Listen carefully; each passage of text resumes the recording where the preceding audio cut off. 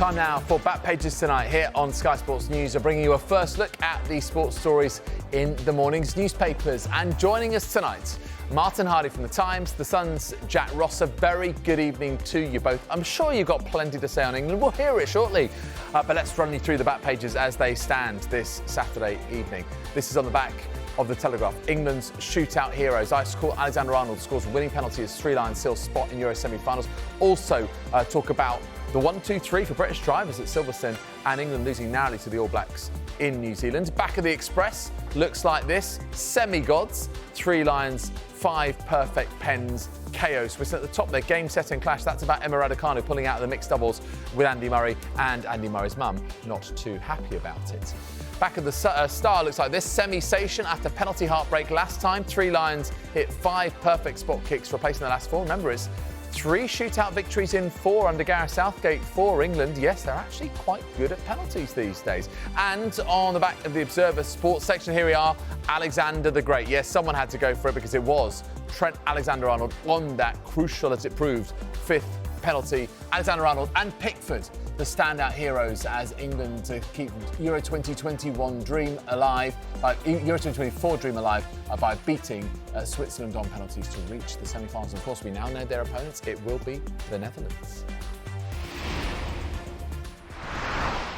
Got to start off with what has happened in Dusseldorf, with England beating Switzerland on penalties after a finished 1-1 after extra time. Welcome along, Martin and Jack.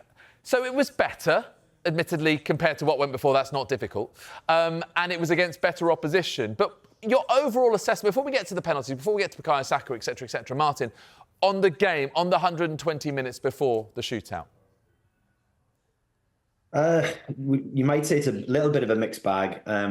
But I think everybody's kind of waking up to the possibility that England can now win this tournament. So you're seeing the coverage change a little bit. The 3 at the back seemed fairly successful. England played a little bit higher up the pitch. Everybody seemed a bit more positive about as the game went on. My big statistic is on how many times a team passes the ball. A good team will generally go over 500. Pep Guardiola in his prime for Barcelona was hitting about 900. Now, England hit 670 passes today, which is really, really good. 91.6% success is really high. So that proves technically this team is doing okay. They're doing well. They're doing the elements of those players that we know are top-notch are doing a lot of what they can do. It still feels like there is a little bit of the brakes on the team and that they have more in them. But this is tournament football. You're seeing how tight these games are. In terms of the small margins, the small deals, and what this team has is great unity, and they have great character. And you're kind of looking at going 1-0 down with 15 minutes to go in a quarter final, and there are times there may have been a panic or people have lost their heads, but they kept very composed, got themselves back in the game straight away, and kind of then provided themselves the platform to take it extra time. And the game could have gone either way. And yes, I think they are 2 good teams. I think it was a fair assessment from Gareth Southgate afterwards. He said it's the best we've used the ball. I think most people would agree with that. It still feels like we'd like to see him. He's a little bit more Cole Palmer. He does seem to impact the team and kind of takes the brakes off a little bit. But you're seeing that togetherness, and you're watching the players afterwards. And B is Saka's name now amongst the players. Harry Kane calls Ivan Toney Ives. He's seen a group of lads who spend a lot of time together and are grown closer, and that gives them a real chance going into the real closing stage of this tournament. Jack, let me get your thoughts on it. I mean, given the fact that, yes, it was Switzerland who we know had threats going forward. England snuffed those out. Obviously, they went behind, but that incredible resilience, that never say die, that's what Harry Kane referenced after the game. That is something that just seems to be getting them through, and they are, I suppose, building this kind of resilient momentum, aren't they?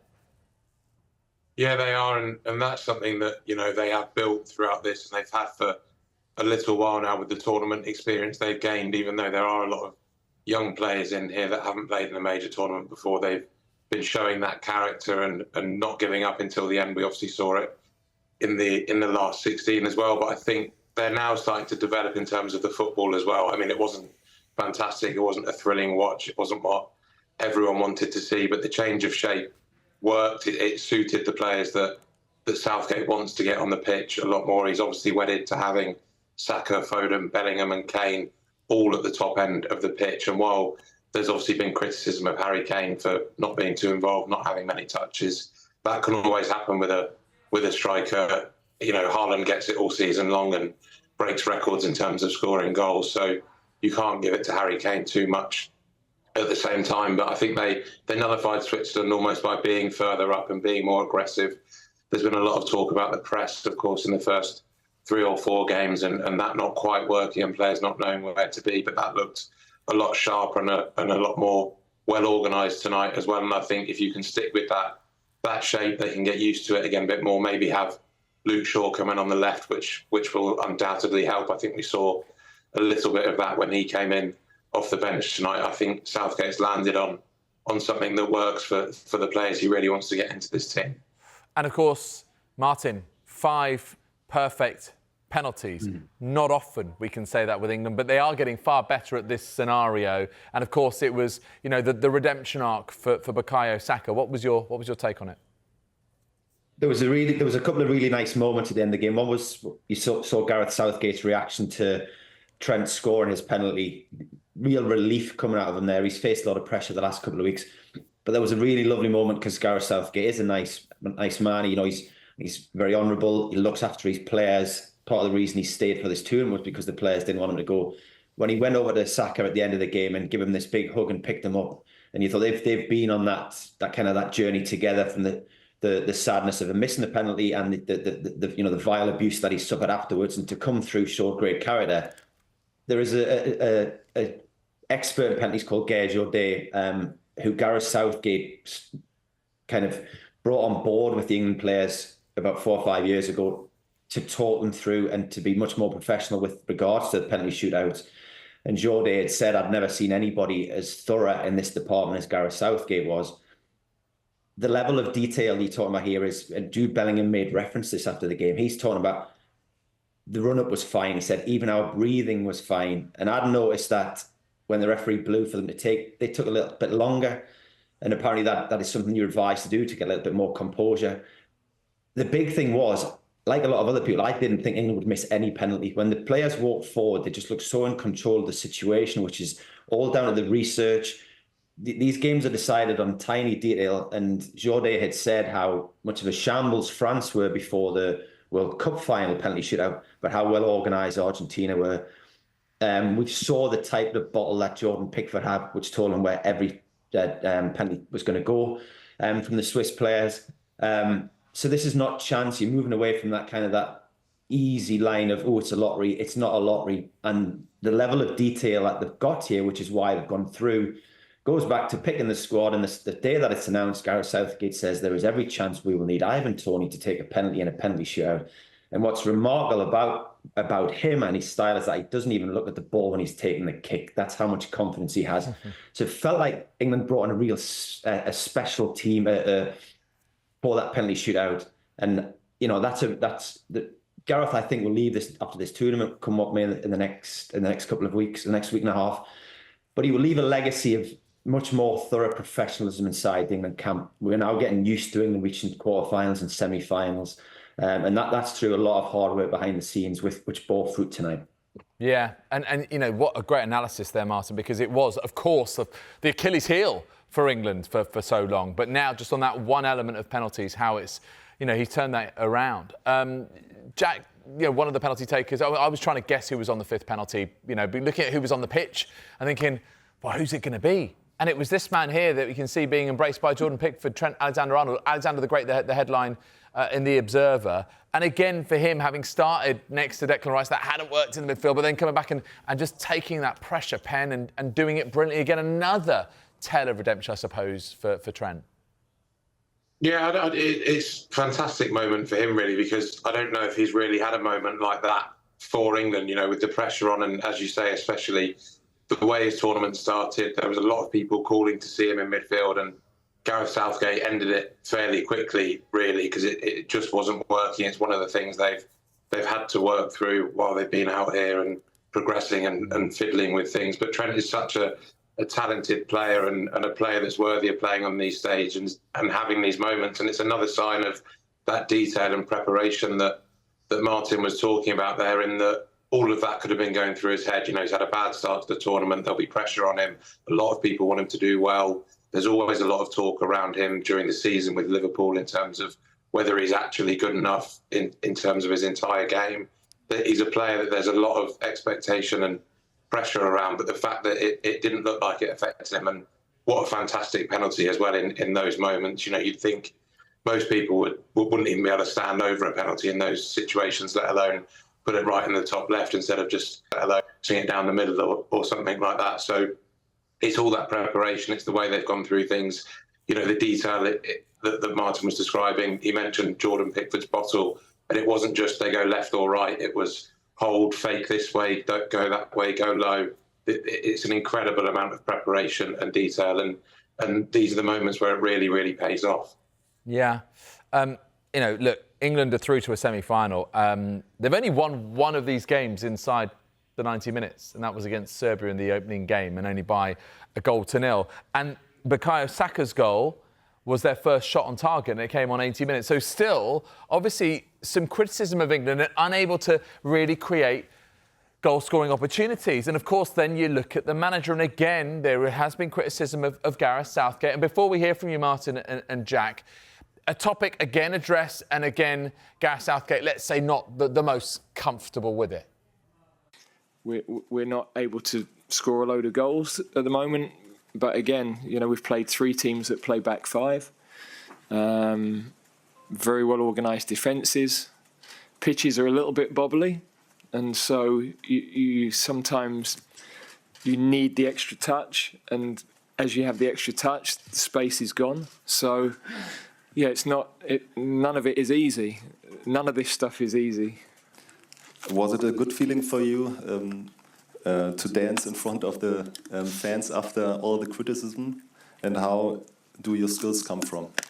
Yeah, every now and then you think, surely there has to be some enjoyment in this job. So if I can't enjoy that moment, then yeah, the whole thing's a waste of time, really. So I love the players. I love being in that moment with them. I took this job to try and improve English football. Not the seniors when I first joined the Football Association, and I wanted us to regain credibility on a world stage. So I can't deny that, you know, when it's as personal as it's been the last few weeks, on a human level, that's quite difficult. Yeah, you can feel that he's still, you know, just tackling this a little bit internally, Martin. Briefly, if you can, Gareth Southgate, he's taken England to 3 major tournament semi-finals, first England manager to do that. Do you have a degree of sympathy now for, you know, the criticism he's faced? Because whether we like it or not, and how he's done it, he's done it. I think somebody on the radio today was saying there are 55 million England managers in England, and everybody knows best. He is the man that is picking a team to get England to semi-finals. Yes, we'd all like a little bit more flair, and as I said, you'd like to see Cole Palmer more. Having watched a lot of Anthony Gordon last season, he kind of a little bit mystified that he hasn't been called upon, but he's doing enough to win games. And you know, it's going to be interesting to see what happens in the semi-final against Holland, and whether he takes England to another final. And as I said, even from listening to him there, you think this is a man who's kind of aware that he's gone as far as he wants to go, and he does seem particularly hurt by the criticism that's come his way. But he's changed the outlook of England fans, and there may come a period where somebody comes in and takes it to the next level with success and style. But it might be that it goes back to being what it was before Gareth Southgate came in, which was an England team that was useless in tournament football. Don't forget, he's given England great credibility in tournament football with what he's done over the last 7 or 8 years. And for that, he does deserve respect. OK. Right, we will leave it there for the moment. Martin, Jack, thank you. We will be back in a couple of minutes when we'll look at more of the back pages, including this in the Express, game, set and clash. Emma Raducanu's decision to pull out the mixed doubles with Andy Murray not going down so well with his mum, Judy.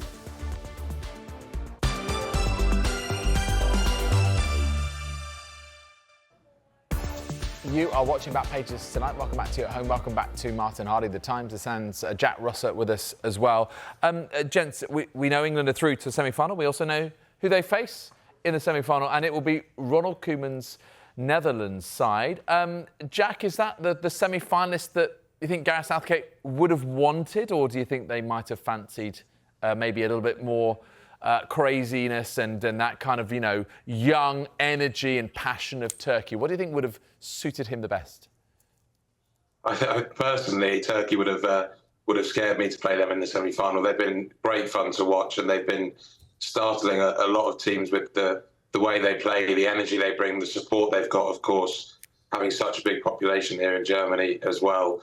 They're both very difficult teams. I saw the Netherlands against France, which was 0-0 in the group stages, but they've got some very handy players, and they seem to be improving with every game as well. And obviously we've talked about England's character and resilience, and they've shown just that against Turkey tonight to come from behind and really dig it out and control the second half and get two big important goals, and obviously a huge save from Bart Verbruggen at the end. So it's a game that England really should be favourites to win. Nobody was really talking about the Netherlands as a real prospect at the Euros before it started. They've obviously not got Frenkie de Jong either, who's a huge loss for them, but they've still got a lot of quality in there. Virgil van Dijk, of course, at the back will be a real test for Harry Kane, especially the way his tournament has been going so far. So I'm rather happy we don't really have to play Turkey. That would have been a bit of a mad game, I think, especially given the way England are going, and everyone's been a little bit nervy around it as well. They've defended well, but that would have been a proper real test for them, I think, the way they go at games. But no, it'll be a very difficult game either way, and I'm sure it'll be another very, very tense one. Yeah, interesting, actually. The Netherlands, the only remaining team in the Euros who finished third in their group. And yes, all of that Premier League experience, the likes of Virgil van Dijk and players we know like Memphis Depay, Cody Gakpo at Liverpool, etc. Of course, one of the things about switching to a three at the back was to do with trying to match up against Switzerland and their formation, Martin. So does Gareth Southgate now stick with this three at the back and wing backs, or does he revert back to take on the Netherlands? What do you think? Well, he's shown himself tactically quite versatile in this tournament, and there's been plenty of change. That I think Jack mentioned there before. One of the big pluses from this game is the return of Luke Shaw, an actual left back with a left foot, and that does give him more options about what he wants to do next. I think it worked pretty well today, and he was more happy with the use of the ball. So that's which suggests at this stage he may well stick with what worked tonight so well, and certainly. It's a system that allowed England players. I think he showed the graphic before. The players were higher up the pitch. And what was also interesting was it wasn't a back five for England. It was a back three. And you look at the average positions of the three, and the two of the wide centre halves were going very wide, which goes back to Terry Venables in 1996. And when he played three at the back, he wanted two fullbacks as part of the central defensive partnership, because he said their inclination would be to go wide and not stay very narrow. By them going wide, that allows your wing-backs to push on, and therefore England get further up the pitch, to have more players at the pitch to carry more of an offensive threat. I think you can see there from Gareth's press conference that he's keen, like everybody back in England, to kind of, and certainly the England fans of the tournament, just to kind of unlock a little bit of the attacking talent. But at the same time, I think he is essentially a defensive coach. Didier Deschamps has admitted that that's what he specialises in, and he's apologising to nobody for it. But I think Gareth will try to add a little bit more attack and flair to that. And I guess that's what he has 3 or 4 days now to study and to come up with the system to do that. But he's been about results. So it will be, how do we win, and can we do with a bit of flair rather than the other way around? Just to kind of round off the football, I wonder if I could ask you both the same kind of two-part question. When it comes to Netherlands on Wednesday in Dortmund, what's going to be the decisive factor in this game? And, crucially, is it coming home? Jack? I think they've got a really good chance of reaching the final. Beyond that, France and Spain are two incredibly difficult teams, whichever one we get. I've been to every single one of France's games, and while they've bored the living daylights out of everyone that's been there, they are scraping through, and Spain look fantastic as well. I think the key is going to be that character and resilience they've got. That's the best thing that Southgate has brought to this England team. You know, you can talk about the substitutions he makes. He should have brought a player on before the Swiss goal today, really, because you could see the game was drifting, but he reacted well after that. The big thing he's brought is this confidence and character and belief that when they get knocked back, they can still go again. I mean, looking back to generations of England before him, if they conceded a goal like that today with 15 minutes to go, you'd think that would have been it. So that really in tournament football is the important thing, and that is why he focuses on it. We're going to squeeze in a bit of tennis as well, but before that, Martin, decisive factor, and will they win it? The structure of the team is now starting to allow certain players to show their real star quality. So Bellingham does it, Saka does it today. There are some superb players in England's team, and they are now just starting to do that little bit more that gets England that bit further. So it could be anybody. I'd go maybe it's a Cole Palmer late burst, comes on a sub, and he's the man that takes it. And I guess inside the England camp, they will say all we are focusing on right now is can we beat Holland, which I agree with Jack. I think England can beat Holland. Thereafter, there is a much more difficult challenge, which is France, the team that I predicted to win, even though they've done very little in terms of excitement. Surely Kylian Mbappe comes and shines at some point, and Spain have just been an absolute joy to watch. So there's something much more difficult. However, if you beat Holland, which I think England can, then yes, they can win the competition because it's so close. Right, finally, just a little bit of tennis. Right at the top of the back page of the Express, game, set and clash to do with Andy Murray's mum, Judy, astonished after Emma pulls out of the mixed doubles. Jack, is this really unfortunate, or has Judy Murray got a point that, you know, this is astonishing? It's a real shame. It is a shame to see, because it would have been something that all tennis fans would have wanted to see one more time of Andy Murray at Wimbledon, and sort of, you know, handing the baton almost to the great English hope the great British hope in tennis, again in Emma Raducanu. But really, while everyone might be upset, it sounds like the Murray camp are really quite upset. Emma Raducanu's got to focus on a singles game, and this is something that can happen when you're playing mixed doubles on the side, really. That's the priority, and if she's not fit to play, then she's taken the right decision.